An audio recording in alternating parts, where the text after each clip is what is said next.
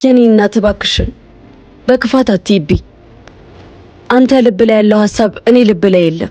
ግን እኮ አሁን እሺ ብለሽ ነበር። እናቴ እባክሽን ተረጂኝ። እናቴን በቅርቡ ነው ሞት የነጠቀኝ። ኧረ ፈጣሪ ምን አድርጌ ሰው ይለለው ምትል ፍቅር አይገባኝም። እናት ወይስ ፈጣሪ እንደዚህ አይወደኝም? አንድ ቀን የራሴ የምትለው ሰው አይኔን እያየ ሲሞት አንተ እሱን ማዳን ሳትችል ስትቀር ያን ይገባል። ስለዚህ አታማር። እኔ አሁን የልብ ስብራት ላይ ነኝ። እባካችሁ ራስ ወዳድ አትሁኑ። አሁንም የመጣሁት ለእናትህ ብዬ ነው። ስለ አንቺ ምንም ሳላውቅ እንደው ያፈከብት አንቺን ብቻ ነው። ራስ ወዳድ መሆን አልፈልግም፣ ግን አንቺ ስትናፍቂ ነገር ሁሌ ነው የምትናፍቂ። ሞኝ ነው ብለሽ አላሰብሽና ካላቅሽኝ ሁሌም ከጎንሽ ነኝ እንጂ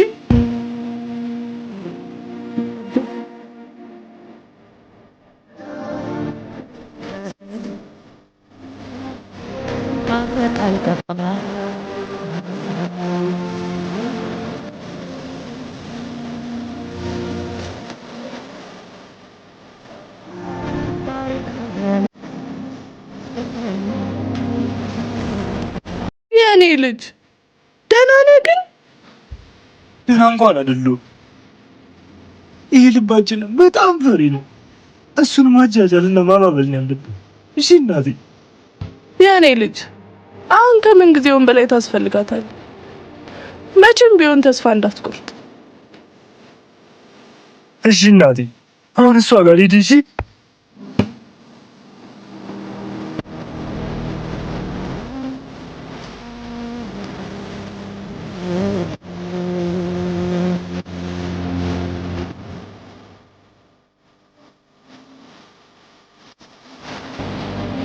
ትዙዬ እባክህ ተወኝ፣ በእናትህ ሞት። ትዙዬ ራስ ወዳድ ነኝ አይደለም፣ ግን እንድታውቂልኝ የምፈልገው ነገር የትኛውም ዶክተር አያድነኝ። መድኃኒት ልብ በአንድ ሰው እሷም አንቺ ብቻ ነው። የልቤ ስብራት አሁን ጨለማውን ብቻ ነው የሚያሳይ።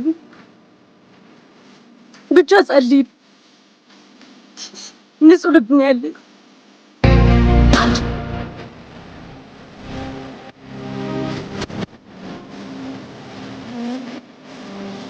የኔ ሴት አንቺ ብቻ ነሽ፣ የእናቴ ምትክ። ሁሌም ቢሆን ጸልይልሻለሁ። ክፉ አይንካሽ።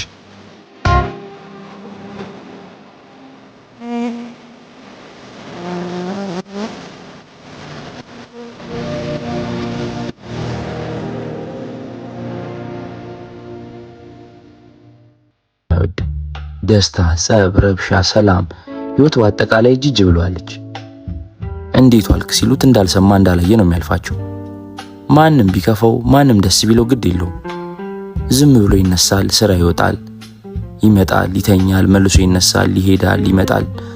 ዘመድ፣ ጓደኛ፣ ጎረቤት፣ ፍቅረኛ፣ ትዳር እሱ ህይወት ውስጥ የሉ፣ ትርጉምም አይሰጡትም። እንደ ሞላ ባስ ጢም ብላ በሰው የተጠቀጠቀችው አዲስ አበባ ለእስክንድር እልም ካለ በረሃ በምንም አትለይም። ማንንም አይረዳም፣ የማንንም እርዳታም አይሻም። አንድ ለሱ የሚጨነቅ ሰው ቢኖር ጎረቤቱ ይፍቱ ብቻ ነው። እንዴት አደርክ እስክንድር? ይፍቱ እባክህን ሰላምታት ወይም በሚመስል እይታ ያየዋል። ይፍቱ ተስፋ አይቆርጥም። መቆጣቱንም አይቶ ሰላምታውን አይተው እንዴ እንደምን አደርክ እኮ ነው ያልኩክ፣ ምን አገባህ ጥሎት ይሄዳል። ይፍቱ ትክ ብሎ እያየው ይሄ ሰው ግን ከሰው ተፈጥሮ ነው ወይስ ድንገት ምድር ላይ ዱብ ብሎ ምንድነው ይሄን ያህል ሰላምታ መጸየፍ? እኔም አይታክተኛ አመሉን እንደማያውቅ ነጋ ጠባ ሰላም ማለት። እስክንድር ሙልጭ ያለ ባዶ ሰው ነው።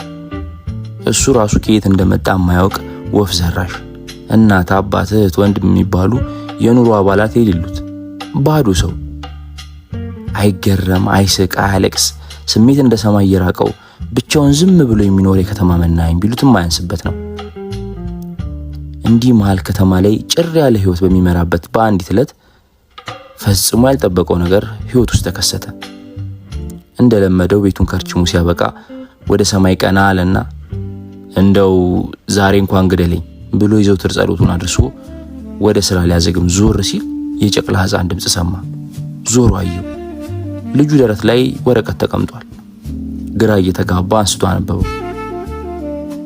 እስክንድር፣ አንተ መሞት እየፈለክ የምትኖርባት ዓለም፣ እኔ ደግሞ መኖር እየፈለኩ በልብ ህመም ልትገለኝ ጫፍ ደርሳለች። እባክህን በህይወት እስካለ ልጃችንን አደራ። ባዩሽ የቡና ቤቷ ነኝ። ባዩሽ አለ በለሆሳስ።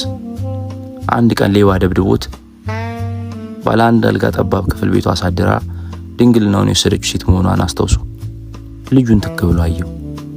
የራሱ ልጅነት ትውስ አለው።